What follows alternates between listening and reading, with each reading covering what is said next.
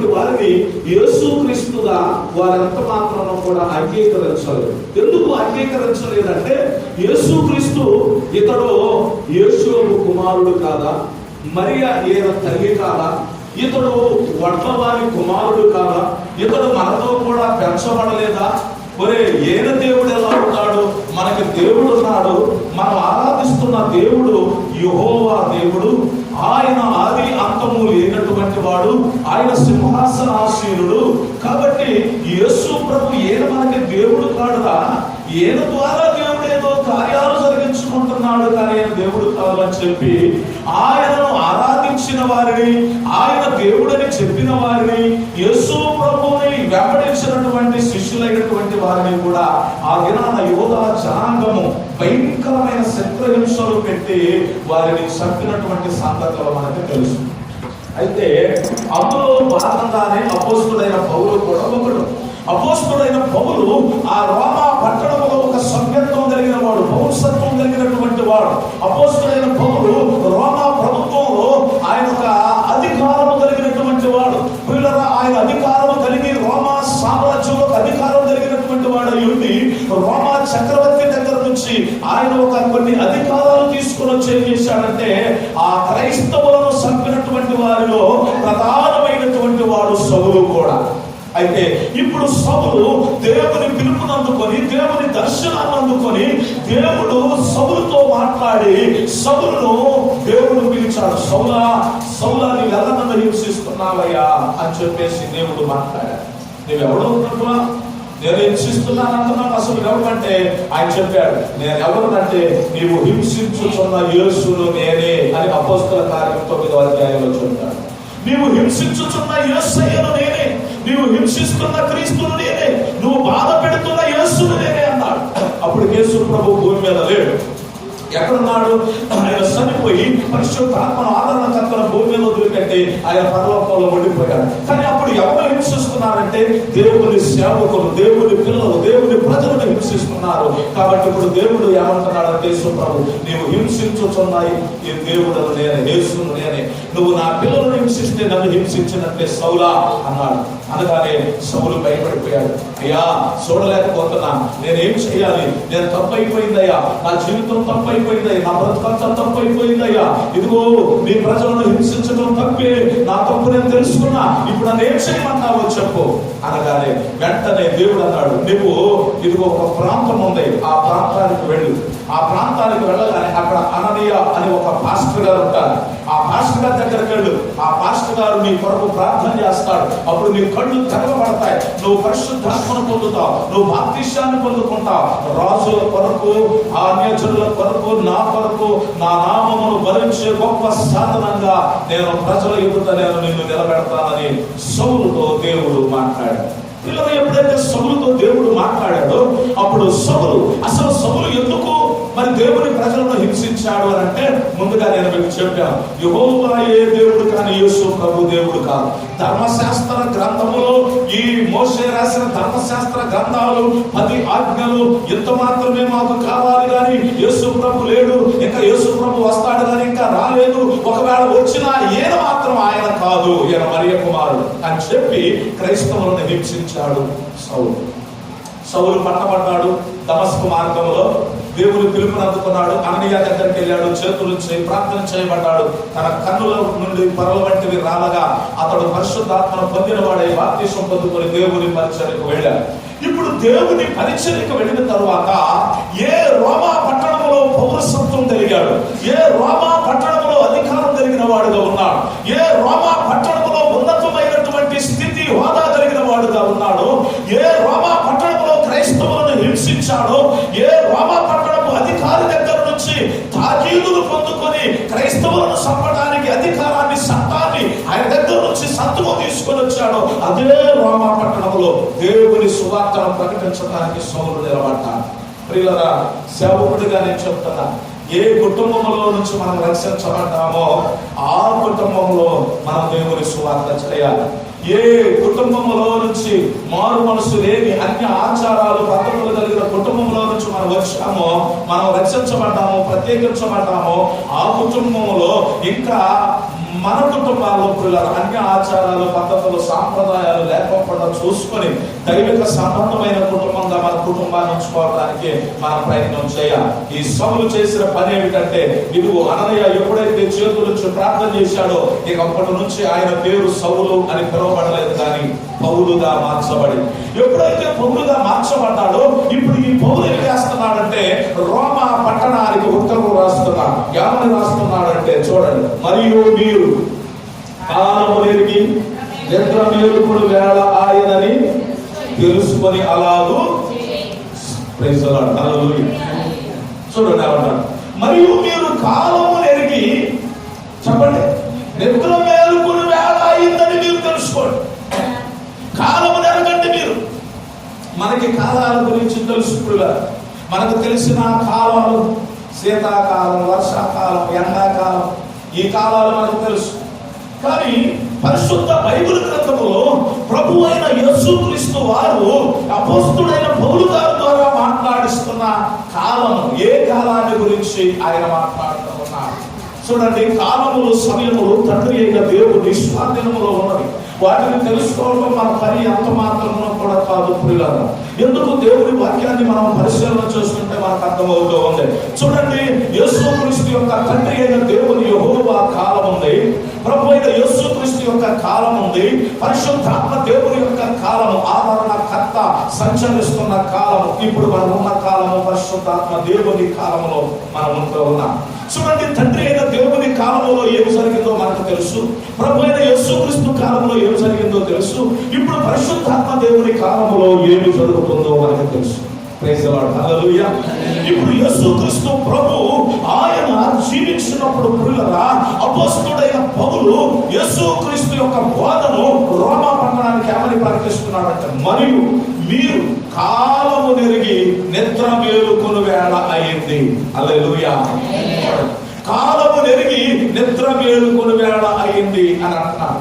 ఏమి కాలాన్ని మనం తెలుసుకోవాలి, ఏ కాలాన్ని గురించి మనం తెలుసుకోవాలి, ఏ కాలాన్ని గురించి తెలుసుకొని ఇప్పుడు మనం నిద్ర లేగాలి అని మనం ఆలోచన చేస్తే, పరిశుద్ధ బైబిల్ గ్రంథంలో 1, 2 లేకపోతే అవసరాన్ని బట్టి 3 కాలాలను గురించి పరిశుద్ధ బైబిల్ గ్రంథంలో దేవుని యొక్క మాటలను మనం ధ్యానం చేద్దాం. చూడండి, దేవుని యొక్క వాక్య భాగాలు మనం ధ్యానం చేస్తుంటే ఆ దేవాది దేవుడు అపోస్తలుడైన పౌలు ద్వారా ఏ కాలాన్ని గురించి ఆయన మాట్లాడుతున్నారు, ఏ కాలాన్ని గురించి మాట్లాడుతున్నారు, జాగ్రత్తగా మనం ఆలోచన చేద్దాం. చూడండి, పరిశుద్ధ బైబిల్ గ్రంథంలో ఒక చక్కని వాక్యము రాయబడుతూ ఉంది. ఆ మాటను మనం చదువుతాం. యెషయా గ్రంథం దేవుని వాక్య భాగంలో మనం చదివితే 55వ అధ్యాయము 6వ వచనాన్ని మనం ఒకసారి చదువుతాం. యెహోవా మీకు దొరుకు కాలమున ఆయనను వెతకండి. ఇది ఒక కాలం. ఏ కాలం అంటే ఆయన దొరికేటటువంటి కాలం. దేవునికి స్తోత్రం, హల్లెలూయా. మామిడికాయలు దొరికే కాలం ఉంటది, కాబట్టి మామిడికాయలు దొరికే కాలం ఉంటది. అలాగే ఒక్కొక్క కాలంలో ఒక్కొక్క రకమైనటువంటి పళ్ళు, ఒక్కొక్క రకమైన ఫలం మనం సంపాదించుకోగలుగుతాం. ఇది ఏ కాలముల గురించి ఇక్కడ తండ్రి అయిన దేవుడు మనతో మాట్లాడుతున్నాడంటే, దేవుడు మనకి దొరికేటటువంటి కాలం సమీపంగా ఉంది. ఆయన మనకు దొరికే కాలం సమీపంగా ఉంది. అందుకే ఇప్పుడు దేవుడు ఏమంటున్నాడంటే, మీరు కాలము నెరిగి నిద్ర మేలుకొని వేళ అయింది. ఎందుకు అంటే ఇప్పుడు ఒక కాలం వచ్చింది. ఆ కాలం ఏమిటంటే మనము ఆ దేవుడు మనకు దొరికే కాలం వచ్చేసింది. దేవుడిని మనం పట్టుకునే కాలం వచ్చేసింది. దేవుడిని మనం హత్తుకునే కాలం వచ్చేసింది. దేవుడితో మనం సహవాసం చేసే కాలం వచ్చేసింది. పిల్లలు ఆలోచన చేయాలి. ఇది ఎవరి గురించి మాట్లాడుతున్నాడంటే అన్య జనుల గురించి మాట్లాడుతున్నటువంటి మాట. మారు మనసు లేక, రక్షణ లేక, బాప్తిస్మము లేక, పాపక్షమాపణ లేక ఈ లోకములో జీవిస్తున్నటువంటి వారి గురించి మాట్లాడుతున్నటువంటి మాట. ఎవరి కోసం ఇది రాయబడిందంటే అన్య జనుల కోసం రాయబడింది. ఆయన ఏమంటున్నాడంటే, యెహోవా మీకు దొరుకు కాలము సమీపించు.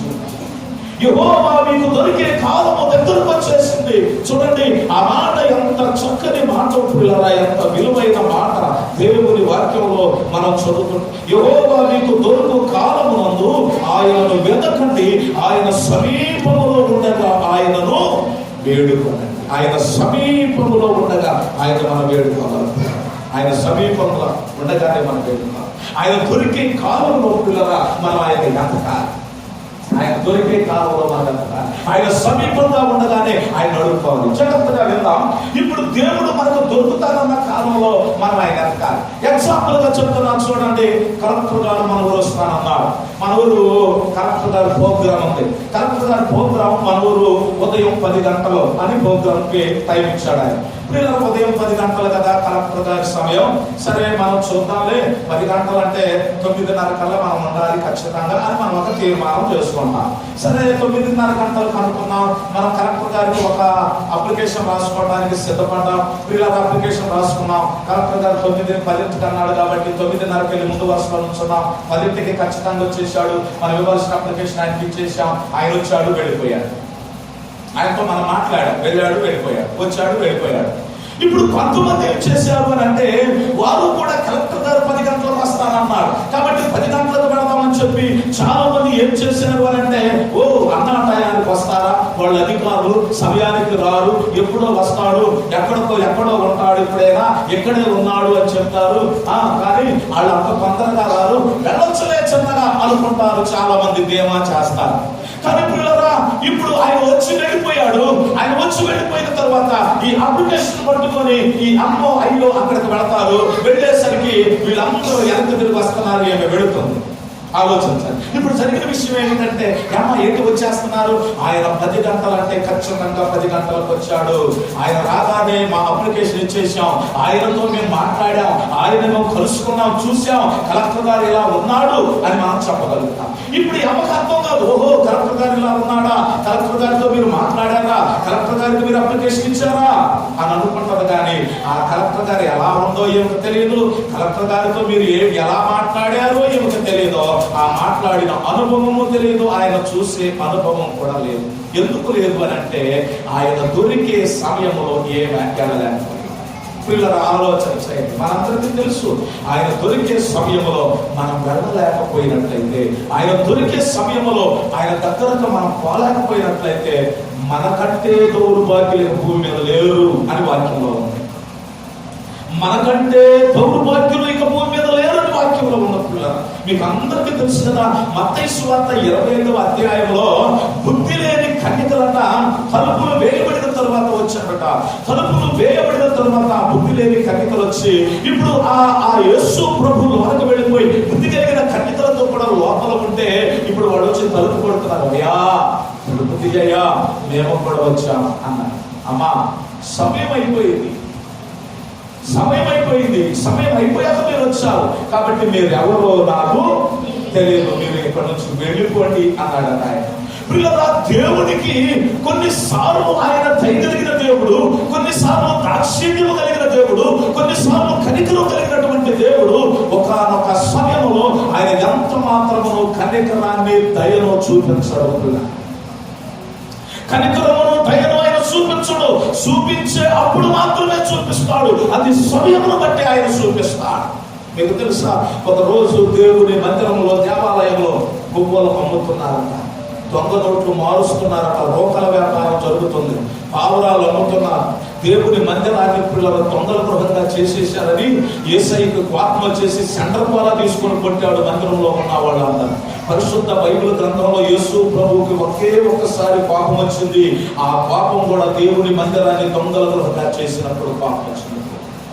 చూడండి, ఈ రోజు దేవుని వాక్యాన్ని మనం పరిశీలన చేస్తే, యెహోవా మీకు దొరుకు కాలమున ఆయనను వెతకండి, ఆయన సమీపముగా ఉండగానే మనం ఏం చేయాలట, ఆయన్ని ప్రతిదినాడుకోవాలట, ఆయనకి మనం ప్రార్థన చేయాలట. చూడండి, మనం అనుకుంటున్నాం ఆయన దొరికే కాలము అని మనం ధ్యానం చేసినప్పుడు ముందుగా నేను చెప్పా, ఈ వాక్యం ఎవరి కోసము అంటే అన్యజనుల కోసం. మనందరికీ తెలుసు కదా, పరమగీతాల గ్రంథము 3వ అధ్యాయం 1వ వాక్య భాగంలో దేవుని వాక్యాన్ని మనం చూసినప్పుడు అక్కడ రాయబడుతున్న మాటలు మనం చదువుతాం.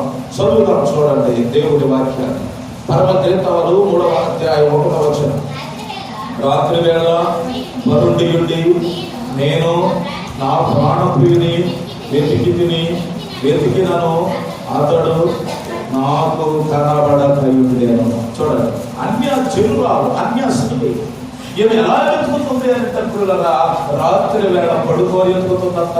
మళ్ళా ఈమె ఏమంటుందంటే నా ప్రాణప్రియుడిని నేను పరుణ్ణి వెతికిని కానీ అతడు నాకు కనబడలేదు అని అంటుంది. ఈ రోజు క్రైస్తవులు కూడా అన్యులాగా ఉంటున్నారు. క్రైస్తవులు కూడా ఎలా ఉంటున్నారు?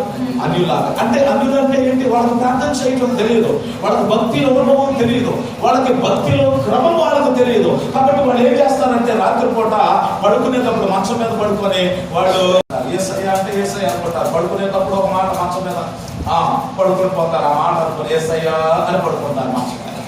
ఇప్పుడు క్రైస్తవులమైనటువంటి మనం కూడా ఎలాగా ఉన్నాము? మనం అన్యజనులాగా మనం కూడా పిల్లరా ఒక ప్రార్థన లేదు, ఏం లేదు ఇంకా మనకి.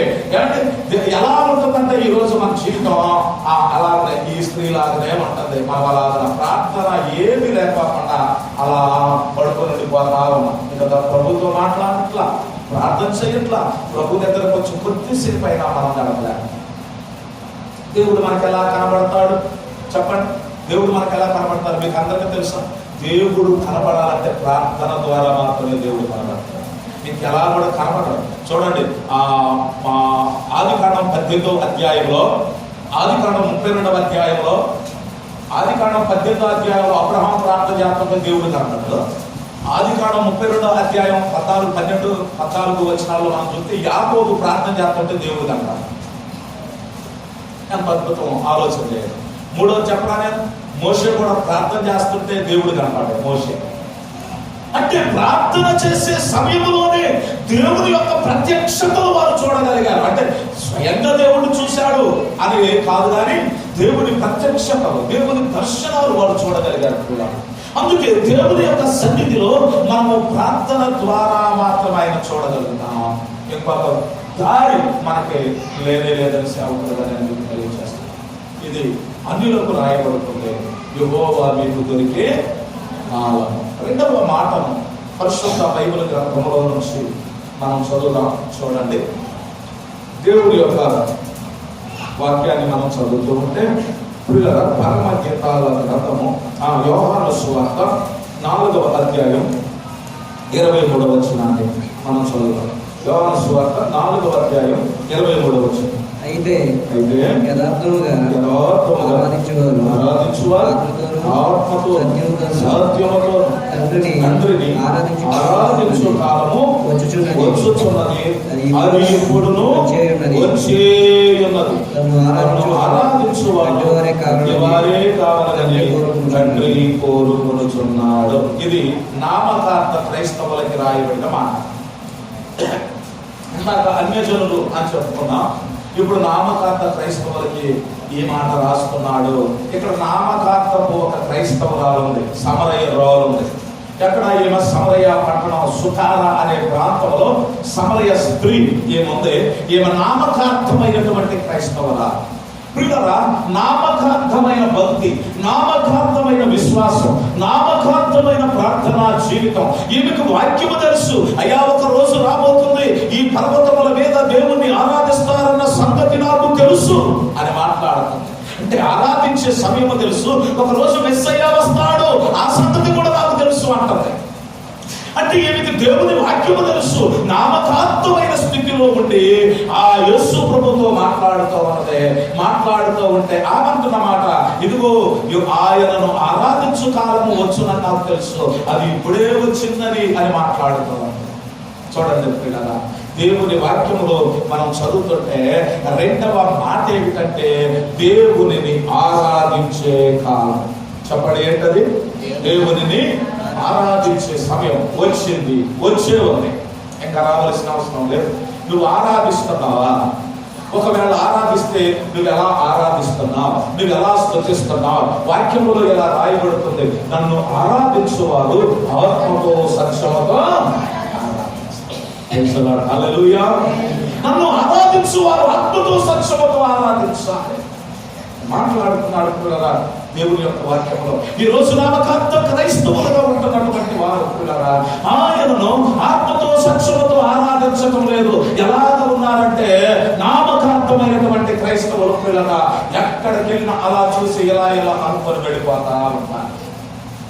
అది ఏ టెంపుల్ అయినా కానీ, అది ఏ బొమ్మ అయినా కానీ, అది ఏ గుడైనా కానీ, నామకార్థపు క్రైస్తవులు ఏం చేస్తారంటే నిజమైన భక్తి లేని వారు, విశ్వాసం లేని వారు, మారు మనసు రక్షణ అనుభవం లేనటువంటి వారు ఆడ కళ్ళగానే కళ్ళు మూసుకొని ఒక మాట ఎలా అనుకొని లెంపలేసుకొని వెళ్ళిపోతా ఉంటారు. ఇది ఆరాధన. ఆరాధన హృదయంలో జరుగుద్ది, అది ఆత్మతో జరుగుద్ది, అది సత్యముతో జరుగుద్ది ఆరాధన. అదే సమరయ స్త్రీతో యేసుక్రీస్తు ప్రభువారు మాట్లాడుతూ ఉన్నాడు. ఆయన ఎవరిని మాట్లాడుతూ ఉన్నాడంటే చూడండి, ఆయనతో ఆళ్ళిద్దరు మాట్లాడుతున్నటువంటి మాటలు కనపడుతున్నాయి. 24వ వచనం మనం చదువుతాం. 24వ వచనం, దేవుడు ఆత్మ కనుక ఆయనను ఆరాధించువారు ఆత్మతోను సత్యముతోను ఆరాధించవలెను. ఆ స్త్రీ ఆయనతో, క్రీస్తు అనబడిన మెస్సయ్య వచ్చునని నేను ఎరుగుదును. ఆయన వచ్చినప్పుడు మాకు సమస్తమును తెలియచేయని చెప్పగా, నీతో మాట్లాడుచున్నది చూడండి నేనే ఆయనను. ఇంకా వస్తాడు వస్తాడు వస్తాడు అనుకుంటున్నావా?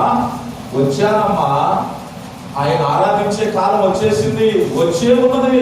నువ్వు వస్తాడు అనుకుంటున్నావు, నువ్వు మాట్లాడుతున్న మెస్సయ్యను నేనే ఆరాధించాలి నువ్వు. కానీ నువ్వు నన్ను ఇప్పుడు ఆరాధించాలి.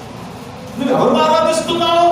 మనుషులను ఆరాధిస్తున్నావు, లోకాన్ని ఆరాధిస్తున్నావు, ప్రకృతిని ఆరాధిస్తున్నావు. ఆరాధించవలసిన దేవుడిని నువ్వు జాగ్రత్తగా గమనించాడు పిల్లగా. ఆరాధించే కాలంలో నువ్వు ఆరాధిస్తున్నావా? ఆరాధించే కాలంలో మనం అటు ఇటు తిరుగుతా ఉంటాం, ఆరాధించే సమయంలో అటు ఇటు తిరుగుతా ఉంటాం పిల్లగా. ఆరాధన దేవునికి చాలా ఇష్టమైనది. ఆరాధనలో అద్భుతాలు చేస్తాడు, ఆరాధనలో స్వస్థత కలిగిస్తాడు, ఆరాధనలో ఆశ్చర్యమైన కార్యాలు జరిగిస్తాడు. నువ్వు ఆరాధిస్తున్నప్పుడు నీలో ఉన్న చీకటి బయటపడుతుంది, నువ్వు ఆరాధిస్తున్నప్పుడు నీలో ఉన్న బలహీనత బయటకు వస్తుంది, నువ్వు ఆరాధిస్తున్నప్పుడు శక్తిని పొందుకుంటావు, నువ్వు ఆరాధిస్తున్నప్పుడు బలాన్ని పొందుకుంటావు, నువ్వు ఆరాధిస్తున్నప్పుడు సర్వసక్షంలోకి నడిపించబడతావు. చాలా మంది ఆరాధన జరిగేటప్పుడు ఏం చేస్తారంటే కళ్ళు మూసుకొని ప్రభుని ఆరాధించరు, చప్పట్లు పట్టరు, కలిసి పాడరండి, కళ్ళు మీద సర్టిఫికెట్లు పడుతూ ఉంటారు, బయటకు వెళ్తా ఉంటారు, లోపలికి వస్తూ ఉంటారు. ఏమంటే వీరు దేవుని ఆత్మచేత నింపబడరు, నింపబడే వాళ్ళని కూడా నింపబడలేదు. అందుకే ఆయన అంటాడు ఆరాధించే కాలము వచ్చింది, ఆరాధించే కాలం వచ్చే ఉన్నది. అయితే నువ్వు నన్ను ఆరాధించాలి. పెద్దకొస్త పండుగ దినమున ఎంతమంది కూర్చున్నారు? 120 మంది మేడగదిలో కూర్చున్నారు. 120 మంది. ఒక భాష కాదు వాళ్ళది, ఒక ప్రాంతం కాదు, ఒక దేశం కాదండి. వాళ్ళు అనేక దేశాల నుంచి వచ్చినటువంటి ప్రజలు, అనేకమైన భాషలు కలిగినటువంటి వారు, అనేకమైన రంగులు కలిగినటువంటి వారు. పిల్లరా, పొట్టోళ్ళు, పొడుగోళ్ళు, నల్లోళ్ళు, ఏమండి అనేక మంది ప్రజలు, అనేక రకాల గుంపులు. 124 మంది. ఒకడికొకడు ఎవరికీ తెలియదు. యేసు ప్రభు చెప్పాడు, నేను వెళుతున్నా, ఇదిగో 50వ దినాన పరిశుద్ధాత్మ దేవుని మీ మధ్యకు నేను పంపిస్తా, పరిశుద్ధాత్మ దేవుని కొరకు మీరు కనిపెట్టండి, అప్పుడు మీరు శక్తి పొందుకుంటారు. యోదయ, గలిలయ, సమరయ, భూమి కాంతముల వరకు మీరు నాకు సాక్షులై ఉంటారు అని అపోస్తల కార్యాలు 1వ అధ్యాయంలో దేవుడు చెప్పాడు. అప్పుడు ఈ అపోస్తలులు 12 మంది పిల్లరా, ఆ తల్లి మరియా, అక్కడ ఉన్నటువంటి తన సహోదరులు, యేసు ప్రభు సహోదరులు, అలాగనే ఇంకా కొంతమంది ప్రజలు, ఇంచుమించు 120 మంది మేడగదిలో కూర్చొని ప్రార్థన చేసుకుండగా బలమైన ఒక గాలి శబ్దము వలె వారి మీద కొంచెం పరిశుద్ధాత్మ దిగిందంట. వారు శక్తితో నింపబడ్డారు, ఆత్మతో నింపబడ్డారు, ప్రవశించారు పిల్లల వారు. వారి ఆరాధన యొక్క శక్తి వారు చూడలేదు. ఈరోజు ఆ కాలంలో మనం ఉన్న ఆరాధించలేకపోతున్నాం. పరిశుద్ధాత్మ దేవుని కాలంలో మనం ఉన్న, ఆదరణకర్త నడిపించే కాలంలో ఉన్న ఆ అనుభవాలు, ఆ ప్రత్యక్షతలు, ఆ దర్శనాలు, ఆ నడిపింపు మన జీవితంలో లేదు. కాబట్టి ఇది ఏ కాలము అంటే ఆరాధించే కాలం. ఎవరికి ఆరాధించే కాలము అంటే నామకార్థమైన క్రైస్తవులకు ఆరాధించే కాలము. మూడవ మాట చెప్పి ప్రార్థన చేసుకుంటాం. అదే కర్మగీతాల గ్రంథం 2వ అధ్యాయం 11వ వచన భాగాన్ని మనం చదువుతాం. పరమగీతాలు 2వ అధ్యాయం 11వ వచనం. నా ప్రియురాల సుందరవతి లెమ్ము రమ్ము, చలికాలము గడిచిపోయెను, వర్షాకాలము తీరిపోయెను, వర్షమిక రాదు. చూడు ఆయన అంటారు, నా ప్రియురాల సుందరివతి అంటున్నాడు. చెప్పండి, ఏమంటున్నాడు ఆయన? నా ప్రియురాల సుందరవతి అని దేవుడు పిలుస్తున్నాడు. ఎవరు పిలుస్తున్నాడు అంటే ఇక్కడ సంఘాన్ని పిలుస్తూ ఉన్నారు.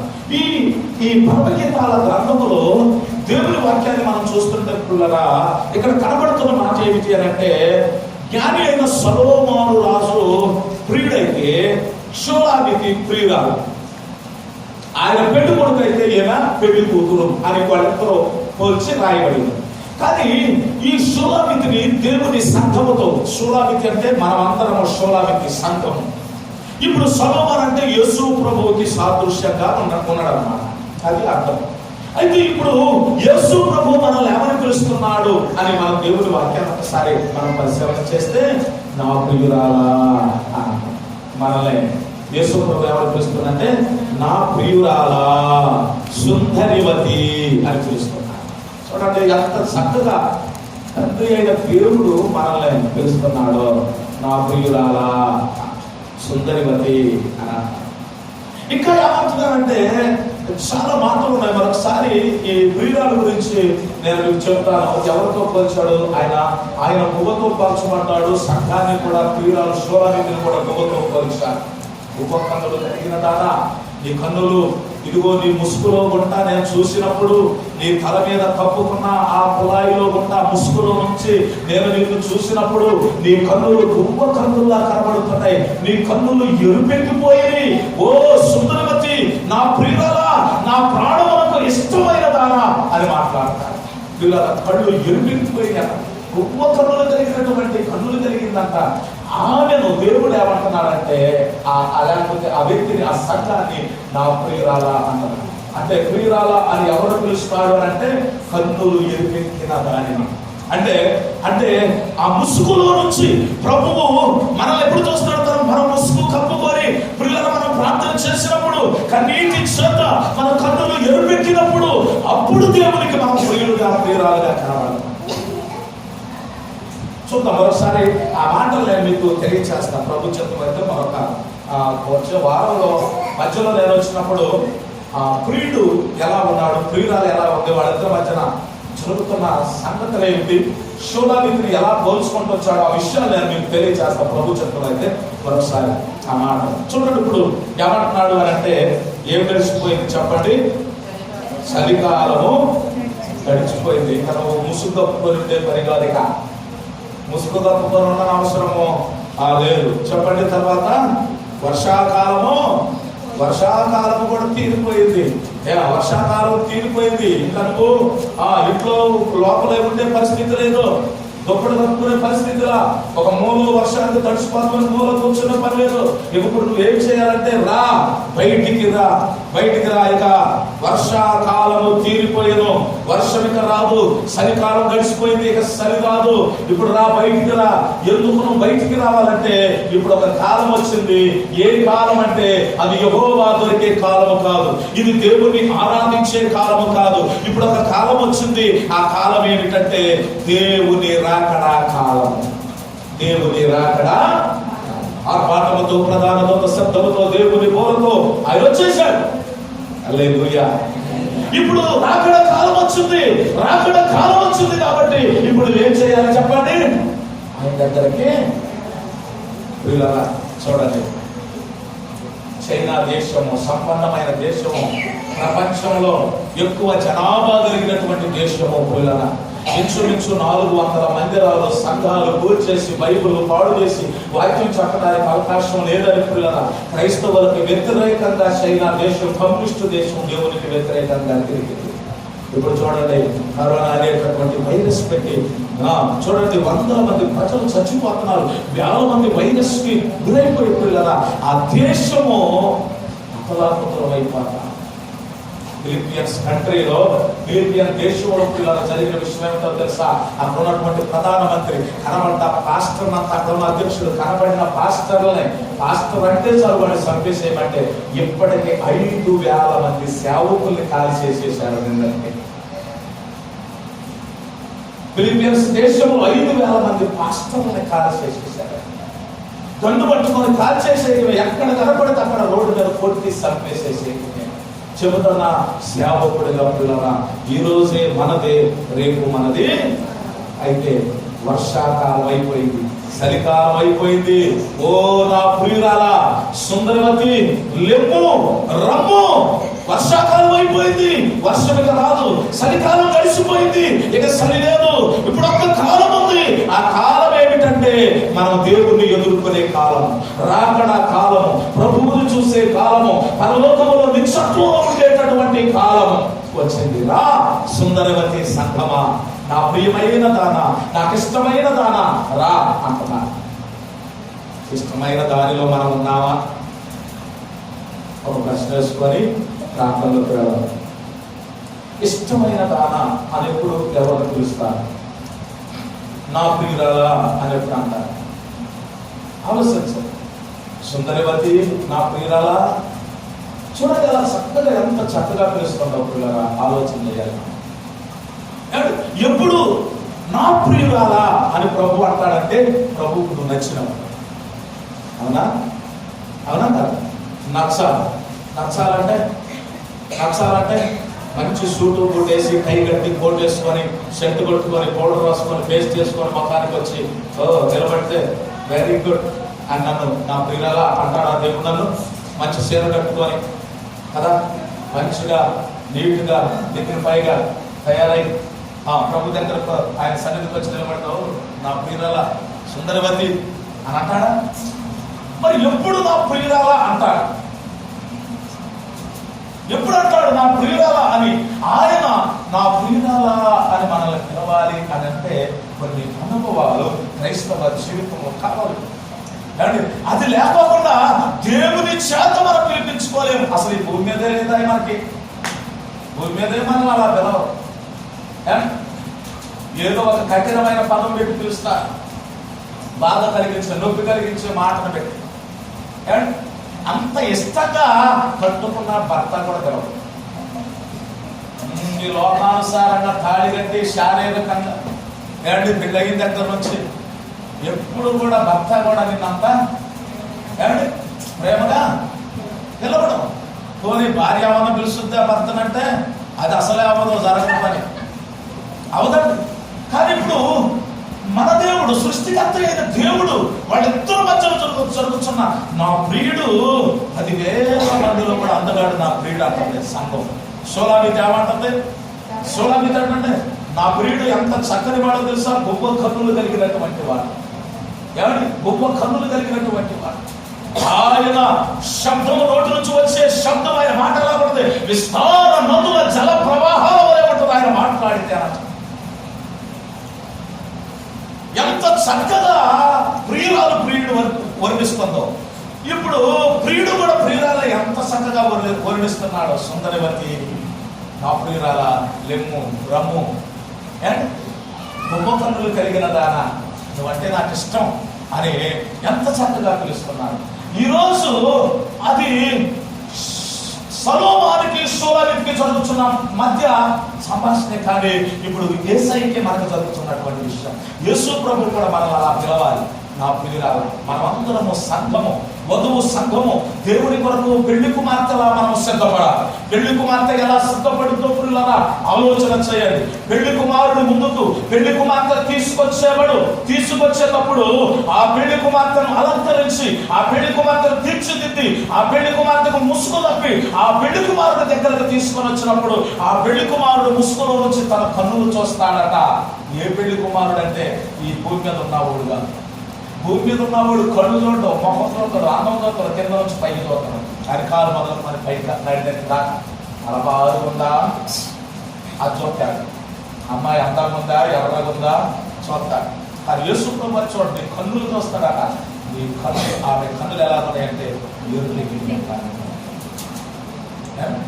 ఆమె కనులు పెట్టినా. అందుకే గుమ్మతో వచ్చాడు. నువ్వు ఎప్పుడు మూలుగుతా ఉంటుంది ప్రార్థన ప్రార్థన ప్రార్థన. అందుకే యేసు ప్రభువుని కూడా గుమ్మతో పోల్చాడు. యేసు ప్రభు పిల్లల్ని కూడా గుమ్మతో పోల్చాడు. అందుకే సుందరివతి సంఘము మనము వరుడికై అలంకరించబడుతున్నా. ఒక రోజు వరుడైన యేసుక్రీస్తు పెళ్లి కుమారుడుగా ఈ లోకానికి వచ్చినప్పుడు, వధువు సంఘంగా పెళ్లి కుమార్తెగా మనం సిద్ధపడినప్పుడు, ఆయన మన ముందుకు వచ్చినప్పుడు నా ప్రియురాలా సుందరివతి అని మనల్ని పిలవాలంటే మనం దేవునికి ఇష్టమైన బిడ్డలుగా ఆయన పిలవడాలంటే ఆయన దొరికే కాలం అయిపోయింది. ఆరాధించే కాలము వచ్చేసింది. ఇప్పుడు ఆరాధించే కాలం అన్యులకైతే ఇప్పుడు దేవుని రాకడ కాలంలో మనం ఉన్నాం. చలికాలం అయిపోయింది, వర్షాకాలం అయిపోయింది, ఇక వర్షం ఇక రాదు. ఆయన వచ్చే కాలంలో ఉన్నాం. కాబట్టి ఆయన రాకడ కాలానికి మనం అందరం సిద్ధపడుతున్నా. ఆయన రాకడ మనం ఎత్తపడాలని తెలియజేస్తూ ఈ మాటలు ముగిస్తున్నా. ప్రార్థన